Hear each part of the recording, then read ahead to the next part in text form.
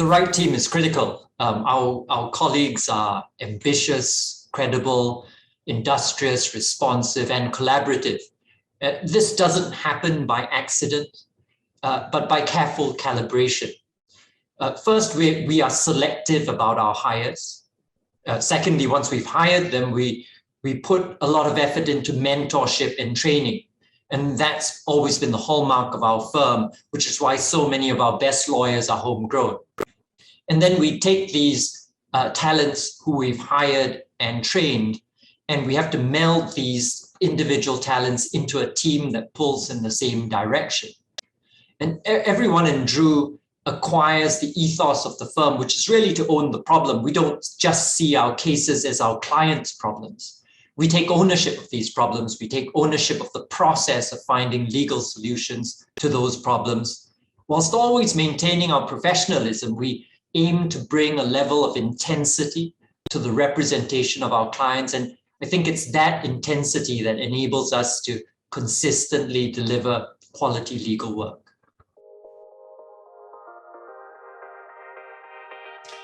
Well, I'm a disputes lawyer, so I handle a full range of dispute resolution work. My court work focuses on corporate and commercial disputes across a wide range of industries. I'm still very much a trial and appellate lawyer.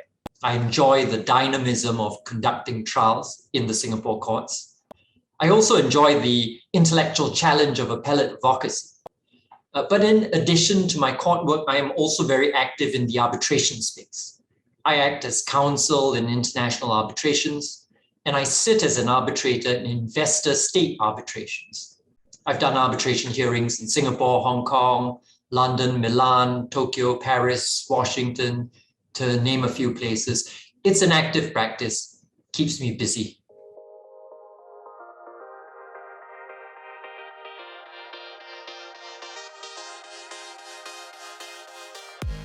I think there's been a great increase in cross-border disputes, in particular joint ventures in developing jurisdictions like Laos, Cambodia, Myanmar, to name a couple.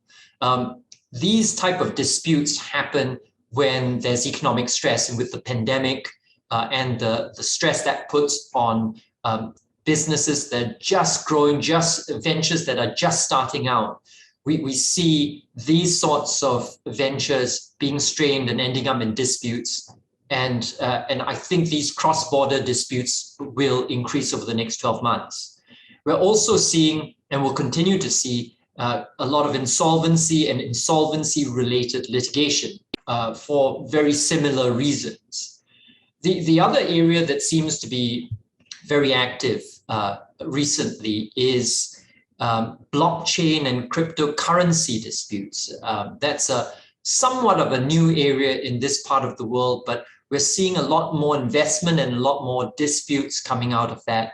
And the firm's fortunately very well positioned to deal with that because we have experts in this area.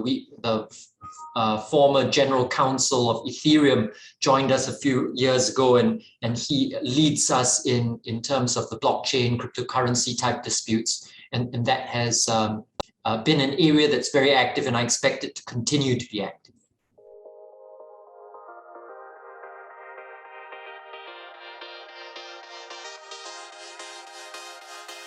We made many changes actually in the last year and a half in spite of the pandemic. We are very much in a growth phase at Drew Napier, and we're seeking to grow on many fronts. For example, we launched and expanded Drew Network Asia during the pandemic. This is a regional platform that allows us to be able to assist clients with multi-jurisdictional work, and it covers not just Singapore, but Malaysia, Indonesia, and the Philippines. We also launched Drew and Napier's Data Protection, Privacy, and Cybersecurity Academy. That was launched also in the pandemic, but in spite of the difficulties of the pandemic, that's been a very successful, very popular source of assistance to our clients.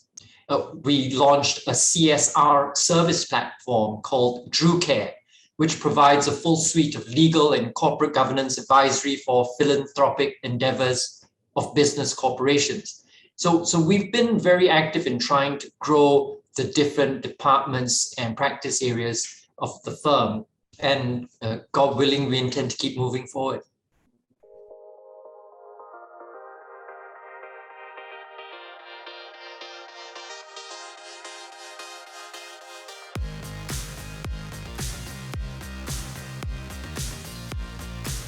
I tell young lawyers who are trying to be good at litigation that they should really commit themselves to the process of becoming a great litigator.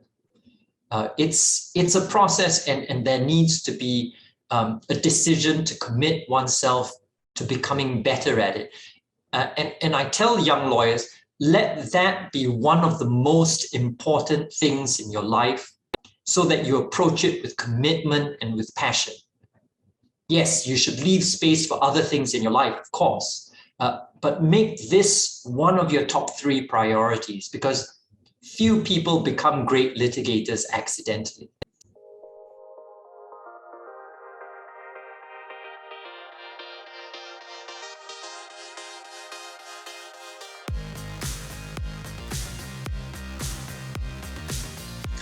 Well, the idea of DNA is a simple one. We wanted to be able to help clients in cross-border situations, but we wanted to do that while still working with some of the best legal minds in the region.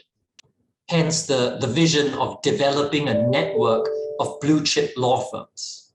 And this is just the beginning. I mean, we started that network with Shen Delamore in Malaysia and Makarim in Indonesia in March 2020, when the pandemic was just starting. In spite of the pandemic, we've grown that network, used it, and very recently in October 2021, we added a Philippine firm, MVGS, and now the network covers 4 jurisdictions, and we have that capability to help clients across the region.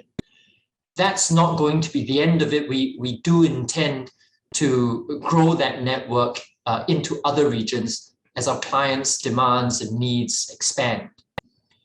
But besides increasing the firm's regional footprint, the other important point is that Drew Napier itself is growing.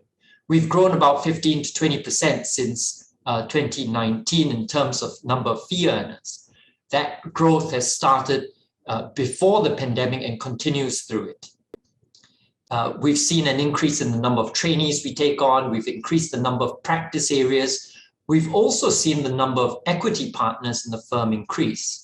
And I anticipate this growth will continue for some time because the demand for our services from our clients does not seem to be slowing. There's no shortage of interesting work.